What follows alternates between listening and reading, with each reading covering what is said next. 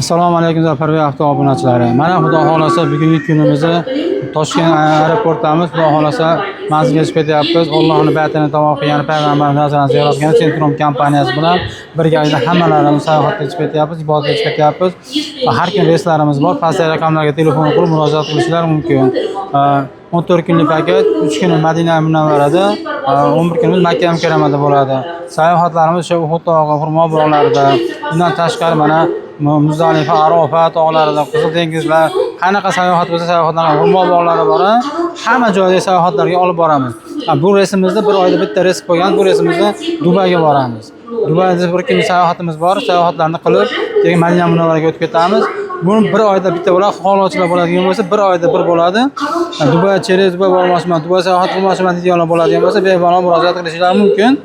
Bron kupelar oldinroq, chunki bir oyda bir marta. Qolgan paytda Vodiydan uchishimiz mumkin, Toshkentdan uchishimiz mumkin. Reyslarimiz Farg'ona, Namangan, Andijon, Toshkent shu aeroportlardan reyslarimiz tashkil qilingan.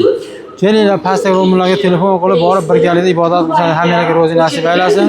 Sizlarni kutib qolamiz. Xudo xolasa doim aloqada bo'linglar. Tushunmagan narsalar bo'lsa, yana pastga bemalol yozishinglar mumkin. Narxlarimiz chegirmalangan, oilaviy bo'lishi mumkin. Yana bir narsani aytib qo'yib, bir oylab yoki 25 kun yoki 21 kun turaman degan bo'lsalar ham sharoit beramiz. Bu yerda mehmonxonalarda oilaviy turaman desalar ham sharoiti bor. Yine ozgina to'lovlari bo'ladi. 3 kishi turaman desa oilaviy 3 kishiga sharoit beramiz. 4 kishi bo'ladigan bo'lsa, bekarga 4 kishilik xonalardan qilib beramiz. Sog' bo'ling, salomat bo'ling. Obuna bo'lib, like bosib qo'yishlaringizni so'rab qolamiz.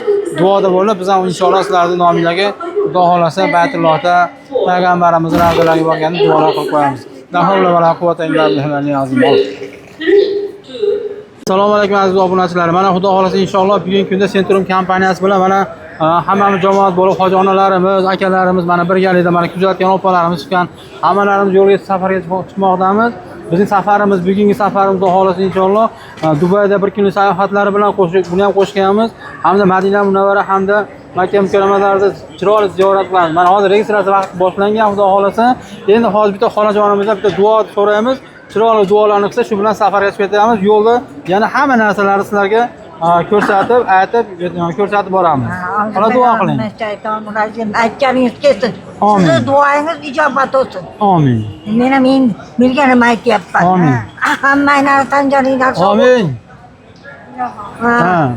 Ziyoratlarimiz qabul bo'lsin. Amin. Menga o'xshab chevralar ko'ringlar. Amin. Doim yuzinglar issiq, martabanglar baland. Allohu akbar. Mayli xolajon, bo'ldi. Xudoyim sizlarning safaringiz bexatar qilsin. Chiroyli ibodatlar qilib yetishga nasib aylasin. Allohu akbar.